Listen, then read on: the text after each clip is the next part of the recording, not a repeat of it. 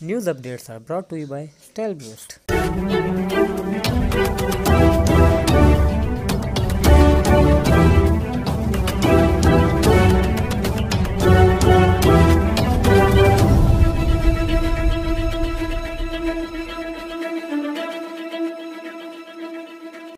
बिस्मिल्लाहिर्रहमानिर्रहीम। अस्सलामु अलैकुम। आज की ख़ास खबरों के साथ मैं हूं नवाई शरर से आपका मेज़बान राना साजिद इकबाल।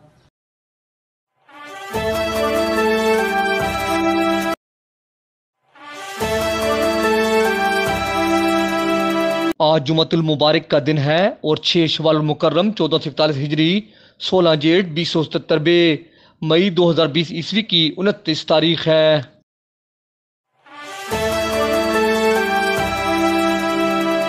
सिलाम अली रोड सरगोदा के एरिया में पोलियो वायरस का इंकशाफ हुआ है। पोलियो वायरस सिंध के पोलियो से मुतासरा इलाका से आने वाली तबलीगी जमात के अफराद के इस्तेमाल शुदा पानी में था। इस अमर का इंकशाफ commissioner Sargodha division doctor Farah Masood ने एक खसूसी इजलास से खिताब करते हुए किया।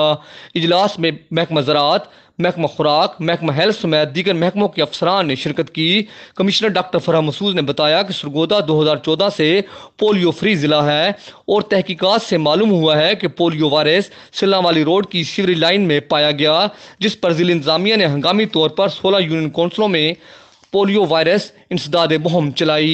इस तरह करक में पोलियो केस रिपोर्ट होने पर ज़िला मियांवाली के DI खान बॉर्डर की यूनियन काउंसिलों में भी बच्चों को पोलियो से बचाव के कतरे पिलवाए गए। इजलास में डायरेक्टर हेल्थ राना मोहम्मद अब्दुल्ला ने कोरोना वायरस, पोलियो और डेंगू मच्छर के हवाला से ब्रीफिंग दी। कमिश्नर डॉक्टर फराह मसूद ने गंदम जायजा इजलास में चारों अजला के डिप्टी कमिश्नरों और महकमा खुराक के अफसरान पर वाज़ेह किया कि गंदम की 100% खरीदारी का हदफ हर सूरत पूरा करना होगा, चाहे अगले 1.5 माह में मार्केट में बैठकर ज़ाती जेब से भी गंदम खरीद कराना पड़े। उन्होंने कहा कि रेवेन्यू का अमला ज़ख़ीरा अंदोज़ों का खोज लगाए और गंदम बरामद करने के लिए ऑपरेशन किए जाएँ।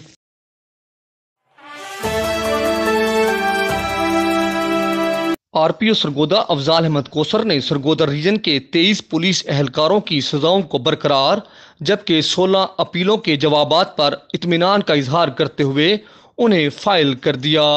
आज RPO ऑफिस सरगोदा में अर्दर रूम का इनकाद हुआ। अर्दर रूम से खिताब करते हुए RPO सरगोदा अफजाल अहमद कोसर ने कहा कि जिस तरह अच्छी कारकर्दगी और इत्मीनान बख्श ड्यूटी सर अंजाम देने पर पुलिस अफसरान और एहलकारों को शाबाश, तरक्की और इनामात दिए जाते हैं, इसी तरह फ़राइज़ में कोताही, सुस्ती या नाहली का मुजाहरा करने पर भी सज़ा दी जाती है। उन्होंने कहा कि पुलिस शहरियों के साथ खुश उसलूबी से पेश आए और साइलिन को इंसाफ दें, यही हमारी ड्यूटी और फ़र्ज़ है।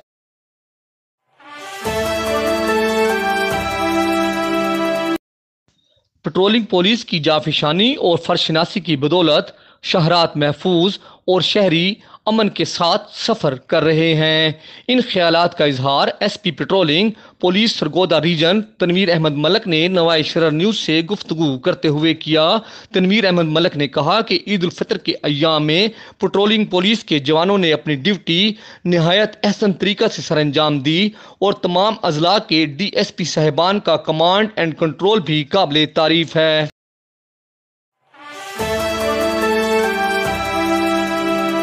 सरगोदा के प्राइवेट स्कूलों और कॉलेजेस के मालकान ने फौरी तौर पर तालीमी अदारे खोलने का मुतालबा कर दिया है। तालीमी अदारों की तवील बंदिश से ज़िला सरगोदा के 1600 से ज़ायद रजिस्टर्ड और नॉन रजिस्टर्ड प्राइवेट स्कूलों में ज़ेर तालीम 6 लाख से ज़ायद तलबा का कीमती साल ज़ाये और 20,000 से ज़ायद असातिज़ा बेरोज़गार हो जाएंगे।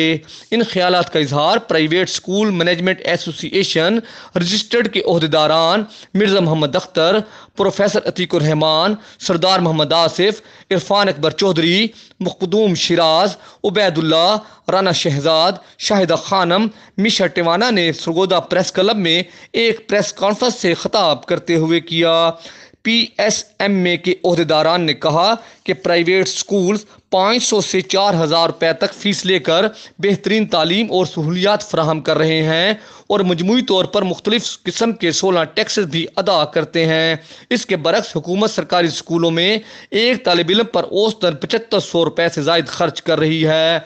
ओहदेदारान ने मजीद कहा कि तालीमी अदारों की मुसलसल बंदिश से हर माह लाखों रुपए किराया, तनख्वाहों की अदायगी और दीगर अखराजात एक चैलेंज हैं। हुकूमत फौरी तौर पर प्राइवेट तालीमी सेक्टर के लिए पैकेज का ऐलान करे, वरना बेरोजगारी और जहालत का सैलाब जन्म लेगा। हुकूमत तालीमी अदारों को दीगर शोबाजात की तरह SOPs के तहत खोलने का ऐलान करे।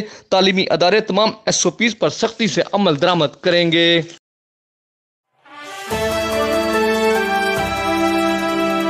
Sargodha chamber of commerce and industry के सदर मजहर अहमद मलिक ने बैंकों की हफ्ता के दिन की छुट्टी खत्म, माइक्रो एंड स्मॉल इंडस्ट्री के लिए बड़े पैकेज का मुतालबा कर दिया है।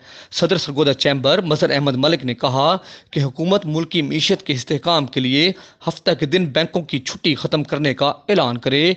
लॉ एंड ऑर्डर की सूरत हाल की वजह से कारोबारी अदारों के लिए कैश अपने पास रखना रिस्क होता है। तमाम बैंक हफ्ता में 6 दिन काम करें और तमाम बैंकों की बड़ी ब्रांचेस नाइट सर्विसेज भी फराहम करें।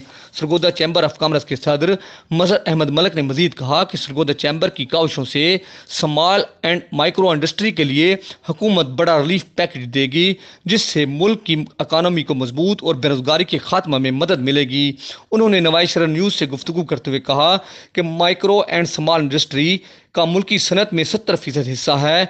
मजहर अहमद मलिक ने कहा कि हुकूमत शरह सूद में कमी और आयल की कीमतों की तरह बिजली की कीमत में भी कमी का ऐलान करे। उन्होंने कहा कि हुकूमत ने तामीराती शोबा के लिए पैकेज का ऐलान किया है, जिसे हमने हर सतह पर सराहा है। बाकायदा काम करके इसकी मुशावरत जो है वो की गई है, मुशावरत तरतीब दी गई हैं और इस पर काम करके वो मुशावरत जो है वो सारी की सारी स्टेट बैंक को भेजी गई हैं और स्टेट बैंक के साथ साथ डिफरेंट जो हमारे चैम्बर्स के सदूर हैं उनको ऑन बोर्ड लिया गया है और उसके बाद ये जो मुशावरत हैं इसकी सारी जो कॉपीज़ हैं वो स्टेट अपना FPR के चेयरमैन को भी भिजवाई गई हैं और मैं समझता हूँ कि अनकरीब हमें इसमें अपना जो आने वाला बजट है उसमें भी इस सेक्टर को हम रिलीफ लेने में कामयाब हो जाएंगे और इंशाल्लाह मुस्तकबिल में चंद ही दिनों के बाद एक बहुत अच्छा रिलीफ पैकेज भी हम लेने में कामयाब हो जाएंगे इस पूरे अपना सेक्टर को।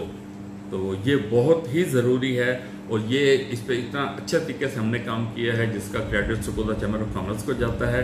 तो हम ये पैकेज लेके अपने सेक्टर को देंगे ताकि हमारी इकॉनमी जो है वो दुरुस्त सिमत में दमा रहे।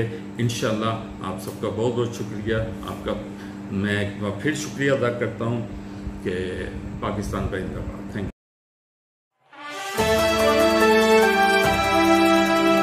बड़े घरों की बड़ी कहानियाँ, ऊंचे आलीशान बंगले, दौलत की रेल पेल और हवस, इश्क और मुश्क की तरह छुपाए नहीं छुपते, मगर बड़े घरों में इज्जत, वकार और एहतराम का मेयार ही कुछ और होता है।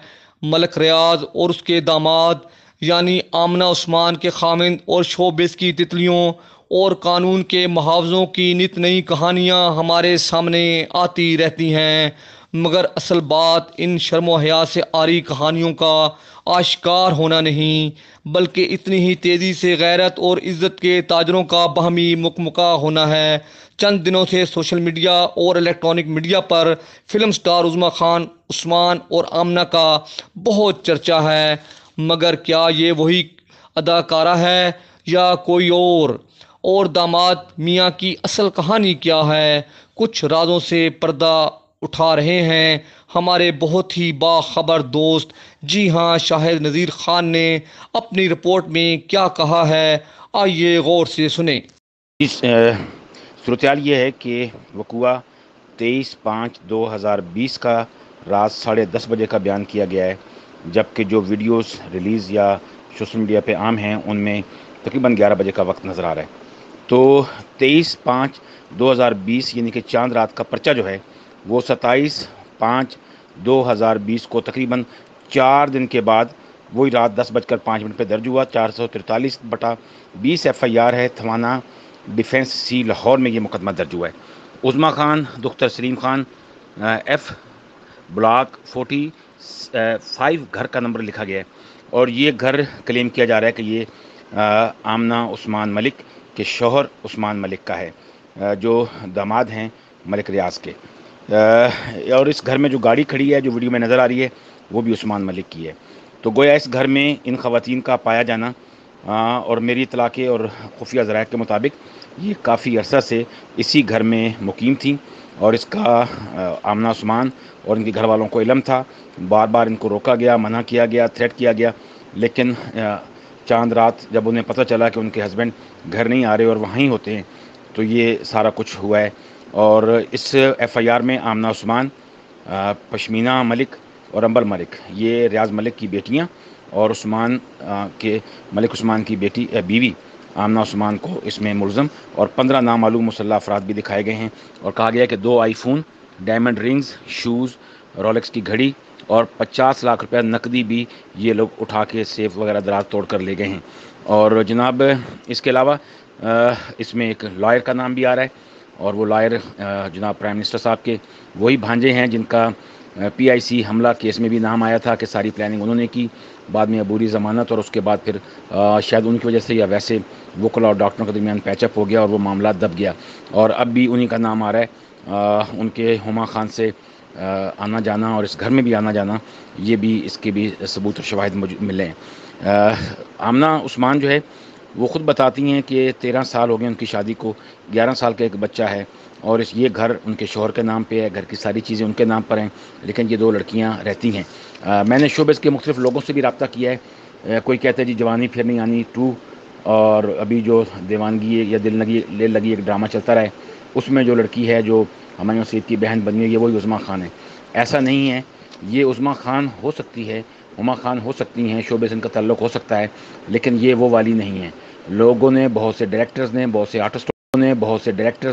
आर्टिस्टों ने इनकी वीडियो क्लिप्स और इनकी तस्वीरें देखने के बाद इनकार किया है कि ये वो उज़्मा खान नहीं है, ये और कोई उज़्मा खान है, और ख़ुद को वो उज़्मा खान पोर्ट्रेट करके मीडिया और शोबिज़ पर अपने कोई हमदर्दियाँ हासिल करना चाहती हैं। बारकैफ़ होता इन मुकदमों का वही है कि ये बस ब्लास्ट होता है, एक किस्म का धमाका होता है। यूँ ख़बरें निकलती हैं, और फिर जितनी तेज़ी से निकलती हैं उससे ज़्यादा तेज़ी के साथ ये खाकस्तर हो जाती हैं, दफन हो जाती हैं, और इज़्ज़त वक़ार जो सारा है वो सारा वहाँ पर पैचअप हो जाता है और मामले दबा दिए जाते हैं। क्योंकि इसकी वजह यही है, जो मैं भी बताता हूँ और आप भी समझेंगे इस बात को, कि जो बड़े घर हैं इनके यहाँ इज़्ज़त वक़ार और कुछ तकाज़े और हैं, और हम गरीबों के तकाज़े कुछ और हैं। इसलिए बस ये 2-4 दिन की कहानी है, और फिर नज़र यही आ रहा है, पुलिस को भी यही पता है, और हमारे खुफिया ज़राए भी यही बता रहे हैं कि लेन देन और मामला मुका की तरफ तकरीबन जा चुका है, दरमियान में दोस्त पड़ चुके हैं, और आज नहीं तो कल ये मामला ख़त्म हो जाएगा।